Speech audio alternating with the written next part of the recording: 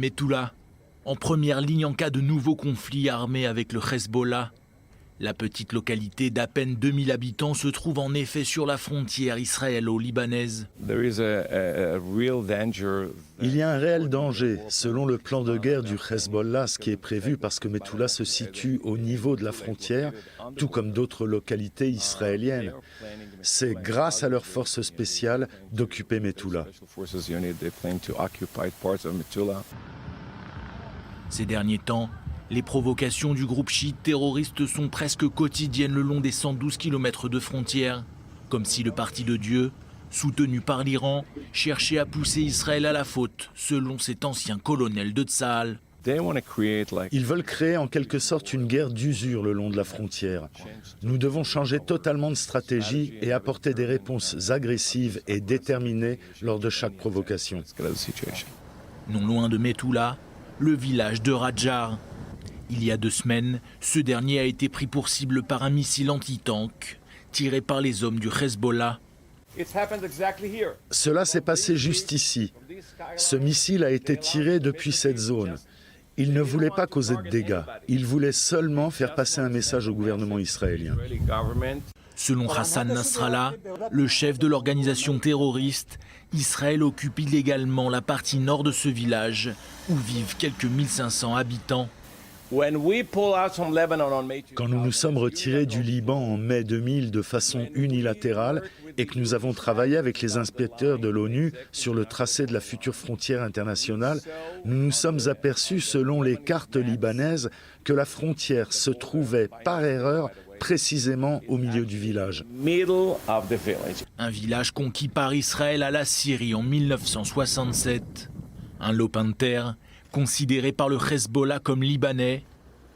Il y a 1 an, sous l'impulsion des habitants, Israël a mis en place une barrière de sécurité qui englobe tout le village de Radjar. Nous sommes ici en territoire libanais, sous administration israélienne. Les habitants de Radjar, des membres de la communauté alaouite, sont d'ailleurs des citoyens israéliens à part entière. Ces dernières semaines, le village de Radjar est l'épicentre des tensions entre le Hezbollah et Israël. Bien que les habitants refusent catégoriquement de faire partie du Liban, il s'agit selon le Hezbollah de défendre ce qu'ils considèrent comme la souveraineté libanaise. Pourquoi? Parce qu'ils veulent obtenir le soutien des Libanais. Le Liban est dans une situation économique catastrophique. Le Hezbollah veut montrer aux 6 millions de personnes qui vivent au Liban qu'ils sont les défenseurs des terres libanaises.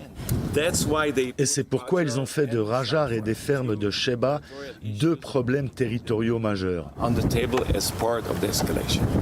Les fermes de Sheba, ou le mont Dov pour Israël, se situent à l'est de Radjar, dans ces montagnes. Un territoire qui fait partie du plateau du Golan, annexé en 1981 par Israël, que le Liban voudrait bien récupérer, même si historiquement, ce dernier faisait partie de la Syrie jusqu'à la guerre des 6 jours. Récemment, le Hezbollah y a d'ailleurs installé une tente militaire, gardée en permanence par une dizaine de militants armés. Israël aurait dû réagir immédiatement, ce sont les règles, et c'est la mission de Tsahal. Mais cela n'a pas été fait. Dans le nord d'Israël, les 33 jours de combat qui avaient opposé Israël au Hezbollah à l'été 2006, lors de la seconde guerre du Liban, sont encore dans toutes les mémoires. Dans la petite localité de Shahar Yeshuv, à moins de 4 km de la frontière, les 600 habitants se tiennent prêts. Cet abri est celui du jardin d'enfants, qui se trouve juste à l'extérieur. Donc il y a ici des jouets. Au moins 1 fois par semaine, les maîtresses amènent les enfants ici pour qu'ils y jouent et qu'ils s'habituent à l'endroit.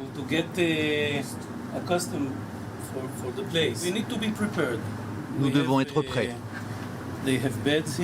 Il y a des lits ici, des toilettes, de l'eau, l'air conditionné.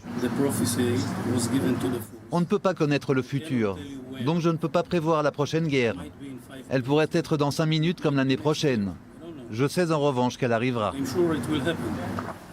Mais comme dans la majorité des localités israéliennes de cette région, Shahar Yeshuv n'a pas suffisamment d'abris antimissiles. S'ils nous tirent dessus depuis le mont Dov, nous n'avons même pas 15 secondes pour nous mettre à l'abri. Évidemment, nous sommes inquiets. Personne n'aime la guerre. Personne n'aime sentir le danger de la guerre. Mais nous vivons en Israël, pas en France. Selon les estimations de Tsahal, le Hezbollah, qui a augmenté son arsenal militaire depuis 2006, aurait en sa possession plus de 200 000 missiles aujourd'hui.